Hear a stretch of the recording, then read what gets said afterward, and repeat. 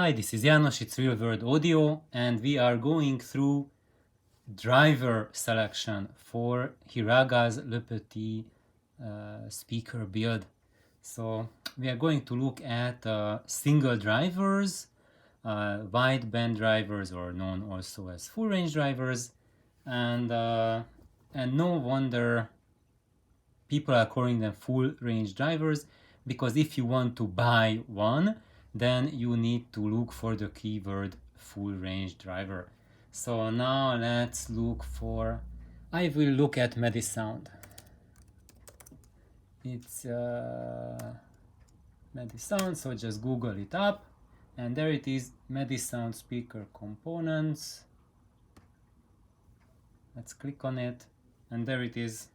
So this is a company, you can order from them online. And actually I have gotten my Fostex FE204, the 8-inch full-range Fostex, 21 years ago from them, ordered them online, and since then I've bought a few more things from them, but I am not associated with them. They have no idea I'm making this video, so they are not sponsoring me or anything. They don't even know about me. However, I know about them and other sources. If you have your favorite source, perfect. But I have chosen Medisound because they have a wide selection of full range drivers, and that kind of full range drivers that you can actually buy today. So just because they sell them, that's also an indication that if you live in different parts of the world, then you can also find a distributor in your country who will sell one or more of these drivers that I am showing.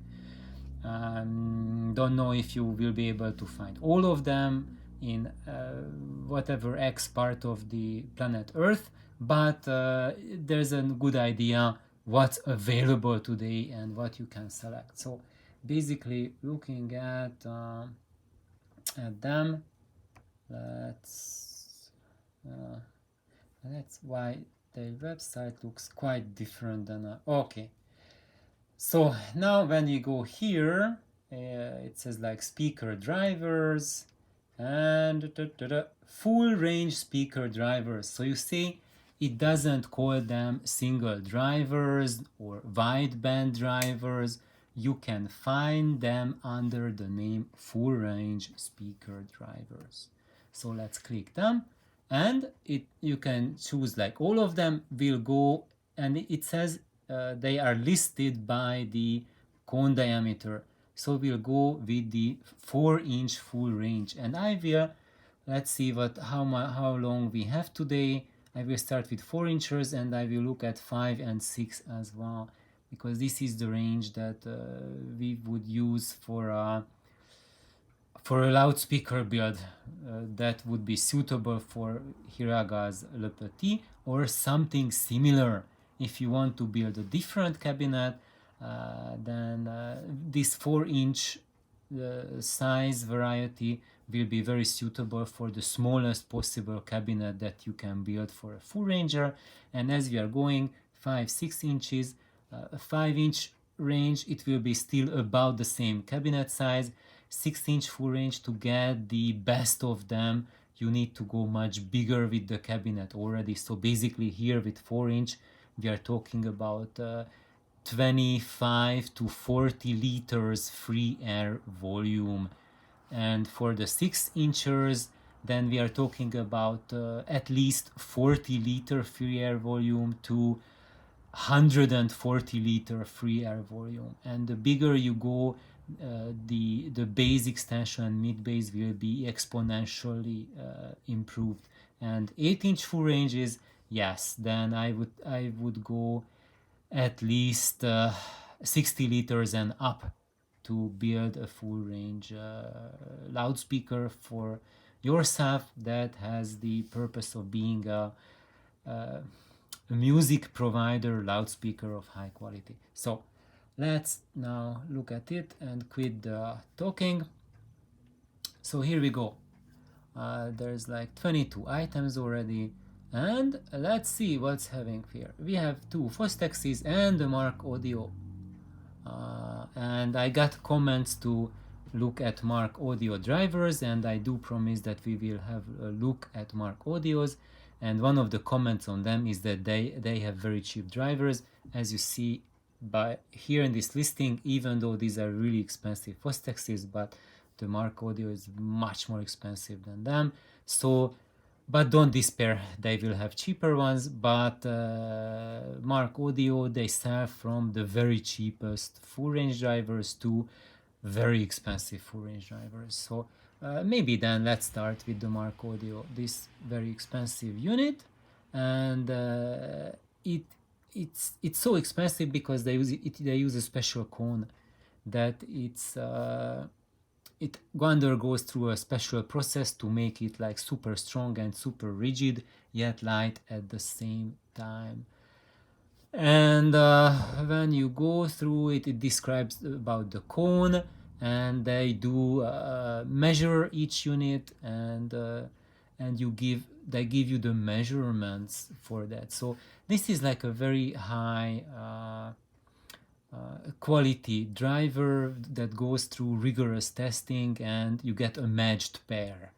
And usually when you buy drivers, you don't get matched pairs. So this is something really special, and you can expect some benefits from this matching. Now let's see. The self-resonant frequency is 73 Hertz. You see there's a couple extra digits after the 73.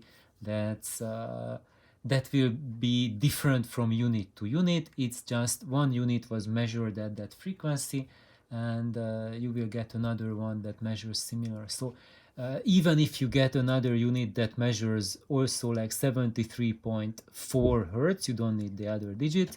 That's already super duper tight matching, because when you get drivers, especially like these small full range drivers, then the self-resonant frequency can be like plus minus 10 Hertz compared to what is given for the number.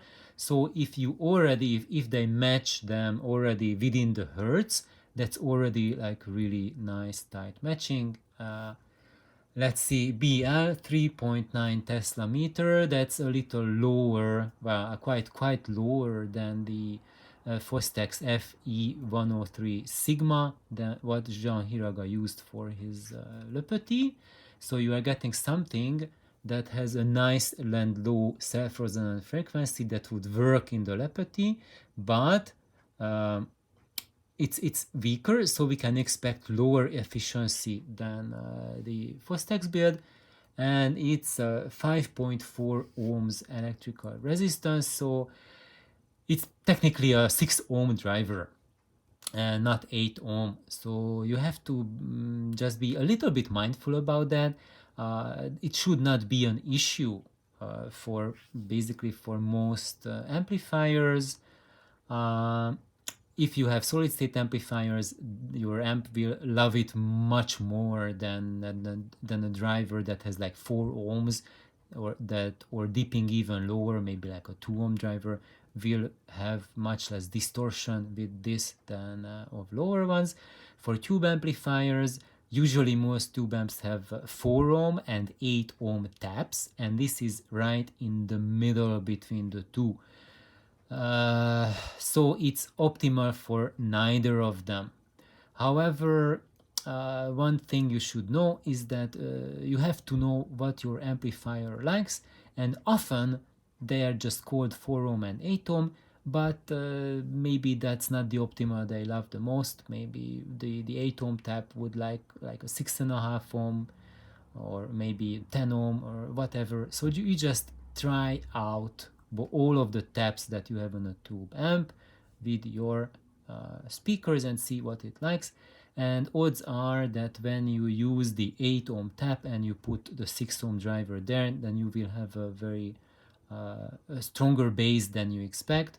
And if you have more distortion than you think, then just put it on the 4 ohm tap. And there are some amps which much prefer a 6 ohm load to an 8 ohm load or a 4 ohm load, so you just have to try out. And nevertheless, this is an indication. Just be mindful of it, that it's a 6 ohm driver, And if you know that your amplifier loves 6 ohm loads, then this is a good choice for you. But if you know that your amp really needs an 8 ohm or a 4 ohm load, then this will be a suboptimal choice. For example, my single-ended triode amp downstairs, it has a 6 ohm secondary. So for that, this impedance match would be absolutely perfect, much better than either 4 ohm or 8 ohm. Now let's see. VAS, the optimal, like the free air recommended size, 4 liters. That's about similar to the Fostax's. And efficiency, that's a little bit low. So the sensitivity is 85.87 per dB per watt meter. So that's significantly lower than the Fostax, and sadly, because for me this disqualifies the driver if the sensitivity is lower than 90 dB per watt meter. For you, as a beginner loudspeaker build, if you have a solid state amplifier, it will work very well and you won't notice much difference between this type of sensitivity and over 90 dB sensitivity.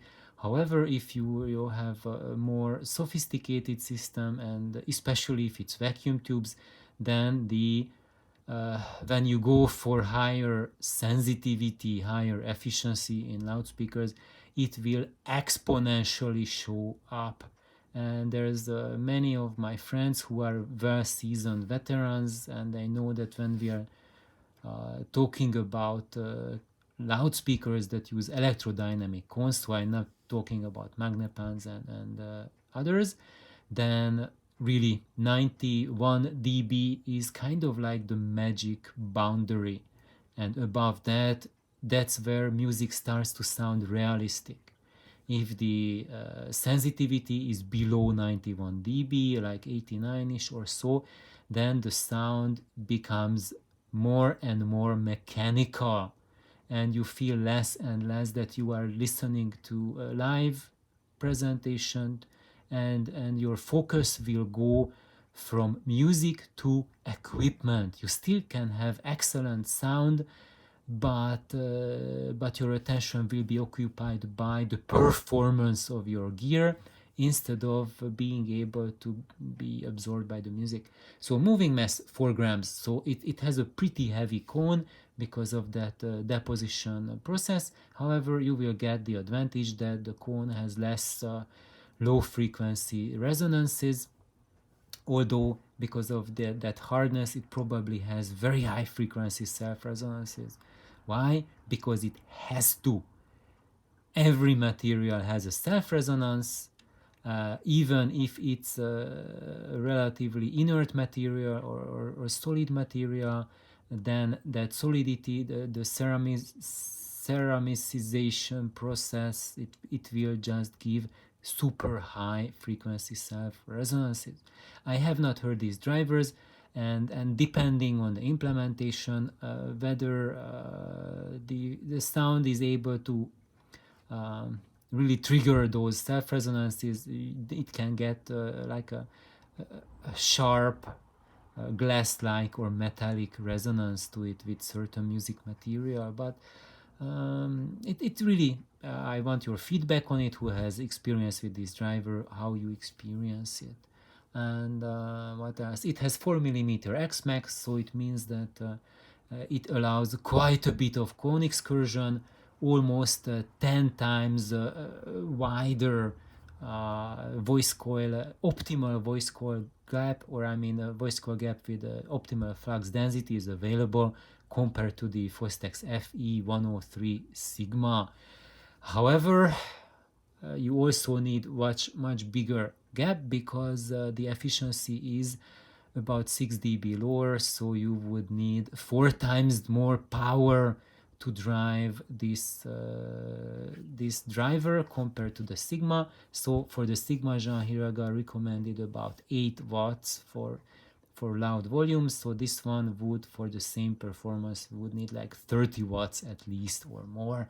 And it says like uh, 10 watts rated. So basically the full rating doesn't go as high as the Fostex FE103 sigma. And what else? Impedance plot, yeah, it doesn't dip below 5.4 ohms, so it's nice, very nice. You get measurements, that's also super nice.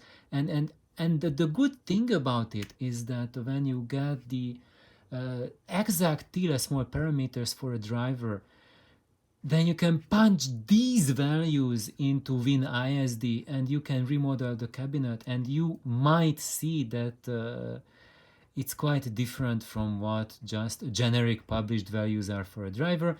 But in this case, I doubt it will be very different from what we are getting in the data sheet. Let's see here, you see FS self-resonant frequency 78.43 hertz. And here the other unit 78.43 hertz. Look, exactly matched. So the self-resonant frequency is on the dot for both. You see? But when you look at the generic parameters, it says 73.4 hertz self-resonant frequency.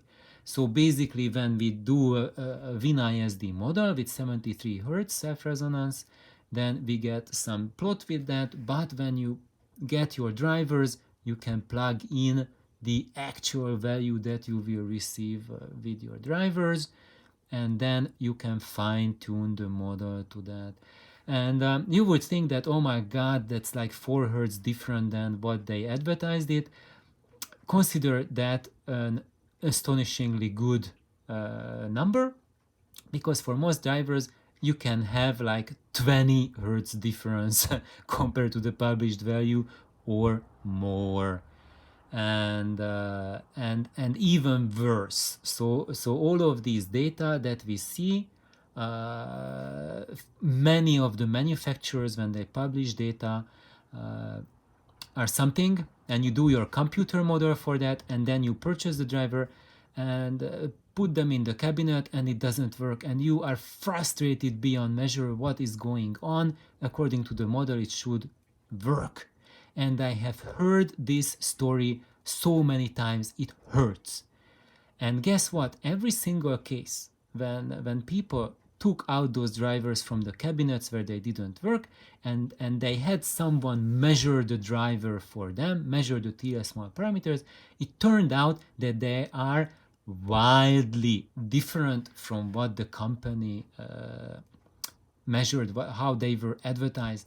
And this problem is a problem over days, and it's getting worse every year. And how you can get ahead of the curve with that, I will show you a very, very cheap tool that you can buy and then you can measure the TLS-MOR parameters of your actual drivers that you purchased, that you have at home with that, and then you can really fine-tune the model, fine-tune the cabinet build for that driver that you actually have, and then you will see that it will work.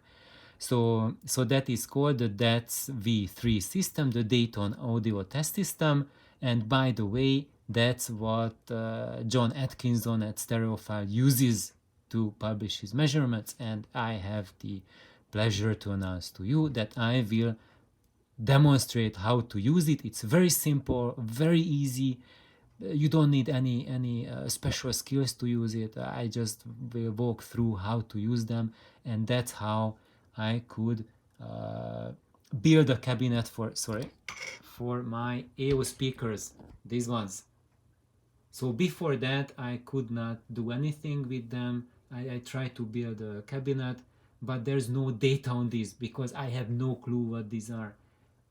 Look by their looks, how it looks inside, I know what they are, that they have an Alnico magnet, they have a paper cone, they have a visor cone, as you see. I took them out from a Zenith console, so most probably they were manufactured by Zenith or someone made it for Zenith. But there's like a 20-digit number stamped on the back, and no matter how many searches I've done over more than a decade, I'm periodically searching for it, nothing ever turned up.